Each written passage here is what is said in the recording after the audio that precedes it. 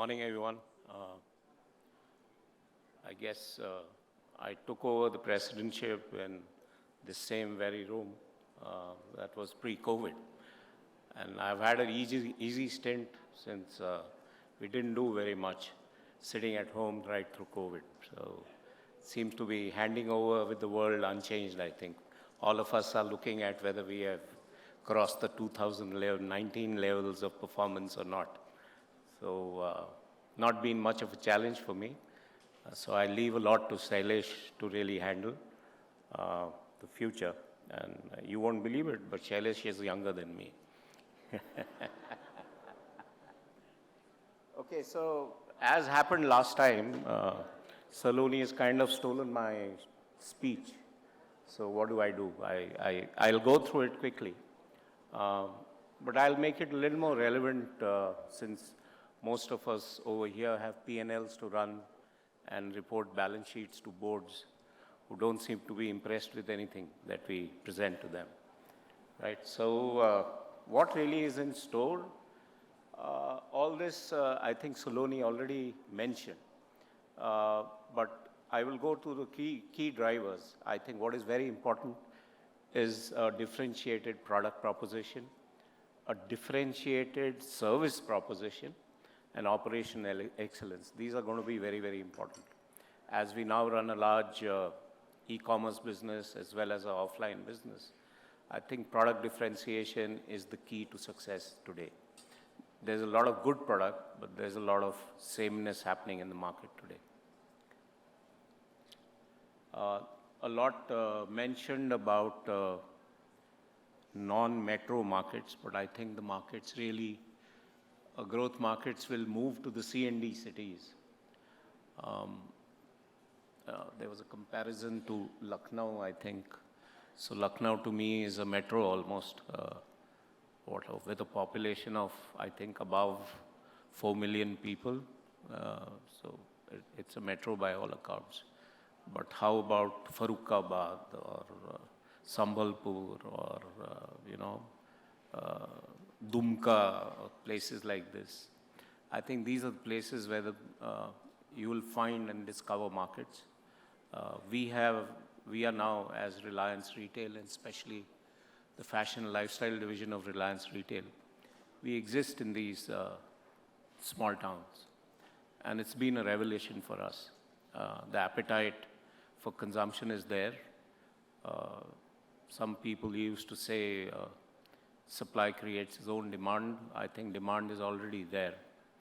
E-commerce might be reaching there, but a retail experience is always valued. So the exploitation of the C&D class cities for modern retail is a massive opportunity in India. Also, channels, seamless experience, true omni-channel experience, buy offline, return online, buy online, return offline. You buy online, go and return in the store and get a cash refund. These are things which will drive consumption and drive market share. Technology, very, very important. Especially, I expect, contrary to what is being said, that technology in offline retail is going to be a bigger player than technology in online retail. Offline retail, you have to solve the problems of the customer. What are the problems? How do I find what I want? Number one. Number two, how quickly can I try and see how quickly can I bill? So these are the three main problems.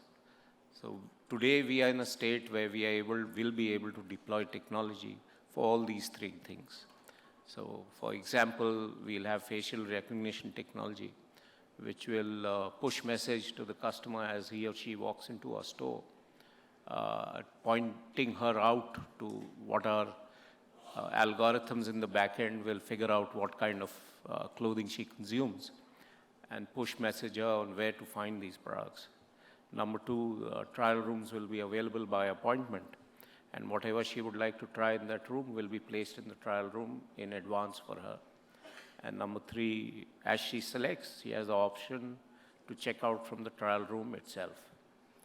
So some of this technology you will be able to see in the next door mall, 1 MG Road, There's a store called Resort that we have started. You will be able to see this. We are also now going to introduce grab and go for apparel. Nobody has really done it successfully, but over the next 6 months, you will see this happening. So no issue about getting billed, returning, etc. So this meshing of technology with offline retail is going to be a big factor as we go along. And when I talk not more than the next 3 years. God knows what happens after that. Talked about the, e-commerce platforms also should be able to do a lot of things that where offline stores have an advantage.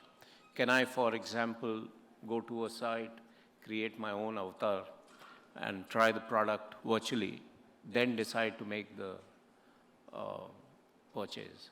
So we are already in alpha and beta versions of all these technologies. Most of these technologies will come from India. You know, before we started the journey of technology, I traveled the world. I went to London, I went to New York, I went to Tokyo, and I went to China. The only place where I saw technology used in retail was a little bit in China and nothing at all anywhere else. It was all social media talk with no real deployment in the stores. Today, you'll be able to see it in our stores, and as we go along, the more and more economy segments where volumes will be key, we'll see more technology than the premium segments. Yeah, sorry. Talked about some of this.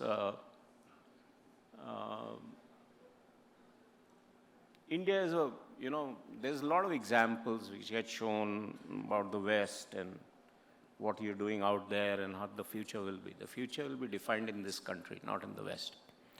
And a lot of work in that is happening out here. We should be able to innovate and solve the country's problems as they exist today. I think innovation will be driven from India. I think the best days of China are also behind us. So a lot of things that I have talked about will see light within this calendar year, and possibly a lot of other things over the next 2 years. All this, I think, we have been through. These are all about personalization, customer needs today, sustainability. There was some talk about sustainability. But then I was talking to some people whether sustainability is ringing in the balance sheet. Not yet. So sustainability has to ring the cash till as of now today.